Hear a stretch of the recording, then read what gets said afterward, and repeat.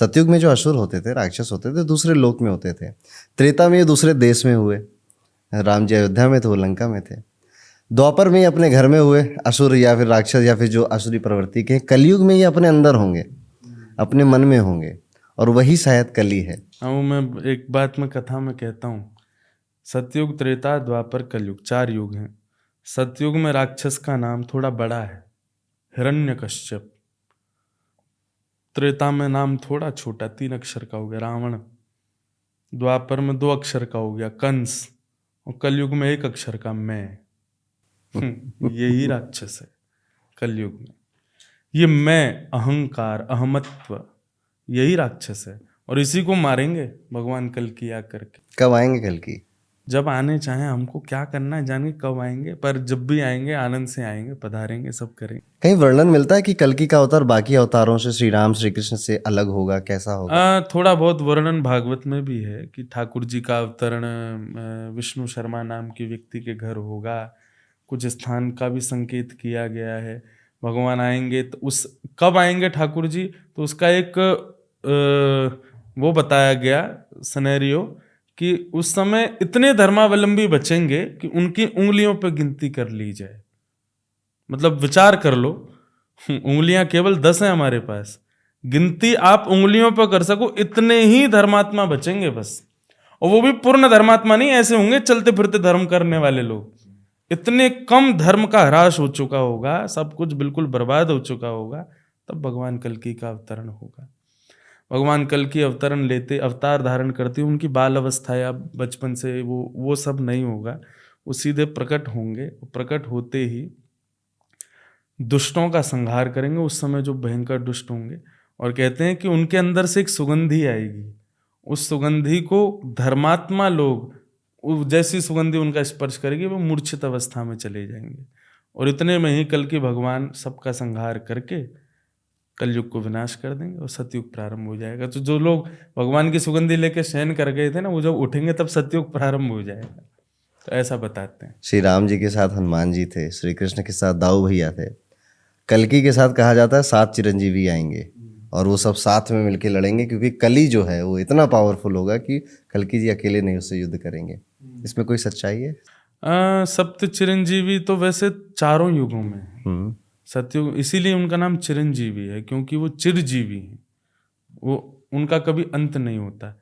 तो इसलिए कलयुग में भी निश्चित वो रहेंगे। और ये 7 चिरंजीवी 4 युगों में 4 ठाकुर जी जो भी प्रकट हुए सबके संग रहे हैं। तो निश्चित है कली भगवान के साथ भी रहेंगे।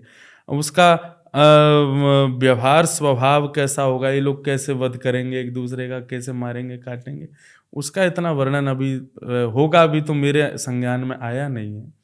पर उसका वर्णन है कि ठाकुर जी आएंगे, सप्त चिरंजीवी आएंगे, आकर के ऐसे संहार करेंगे। तक्षक नाग का वर्णन मिलता है।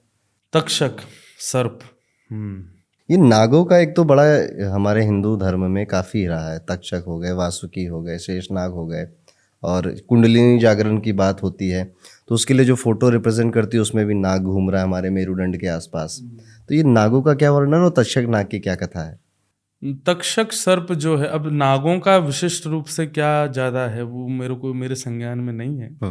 पर तक्षक सर्प क्योंकि भागवत हम पढ़ते हैं तो वहाँ पर उसका वर्णन आता है कि वैसे शास्त्र आज्ञा करते हैं कि अगर किसी व्यक्ति की मृत्यु सर्पदंशन से हो जाए, उसको स्वर्ग तो मिल जाएगा, उसको नरक तो मिल जाएगा, पर उसको वैकुंठ नहीं मिलेगा, मुक्ति नहीं मिलेगी उसको।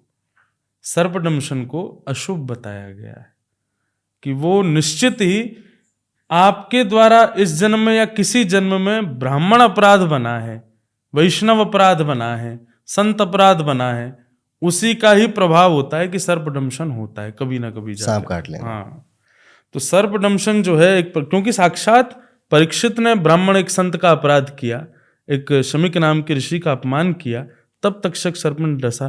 तो ये बात प्रमाणित करती है कि सर्पदंशन से बच भी जाए अगर व्यक्ति, तो भी सावधान हो जाए। उसने निश्चित ही किसी ब्राह्मण, वैष्णव, संत या किसी श्रेष्ठ व्यक्ति का अपराध या अपमान किया होगा कभी ना कभी, तो तभी सर्पदंशन होता है। तो सर्प जो है ये कहीं ना कहीं हमको संपर्क कराते हैं, हमारे अपराध बोध कराते हैं। हम चलते चलते गिर जाएं, हमारे ऊपर कुछ गिर जाए, गाड़ी का एक्सीडेंट हो जाए, लाइट फूट जाए, करंट लग जाए, तो हम कहीं ना कहीं कर्म से रिलेट करते हैं उस चीज़ को, कुछ ना कुछ तो किया होगा मैंने, तब ये जा करके ऐसा हुआ। अभी किसी ने आपको कुछ गलत कहा, आगे चल के ठोकर लग के गिर गया, बोले बेटा मिल गया फल, कर्म का फल। तो हमारे यहाँ हर चीज़ को कर्म फल से जोड़ा जाता है।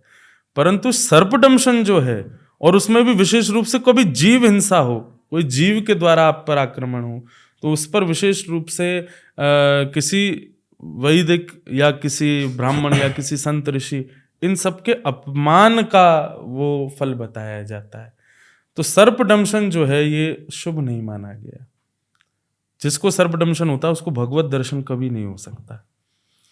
लेकिन श्रीमद् भागवत में उसी सर्पदंशन होने वाले परीक्षित को भागवत की कथा सुना करके भगवत धाम प्राप्त कराया, इसलिए भागवत को सर्वश्रेष्ठ माना गया। तो तक्षक सर्प जो था, ये शमीक ऋषि के पुत्र श्रृंगी ने उनको आवाहन किया कि आप आकर के तक्षक सर्प आकर के परीक्षित को डसे, क्योंकि उनके दंशन से ऐसा नहीं कि विष चढ़ेगा और मृत्यु, सीधे अग्नि प्रकट होगी और उनकी मृत्यु हो जाएगी। तो इतना बस मुझे थोड़ा अनुभव गुरुजनों से प्राप्त हुआ सर्पों के विषय में। ये तक्षक और गरुड़ की भी कथा है, सौतेले भाई हैं ये। अब उसका मुझे ज़्यादा संज्ञान में नहीं है विषय।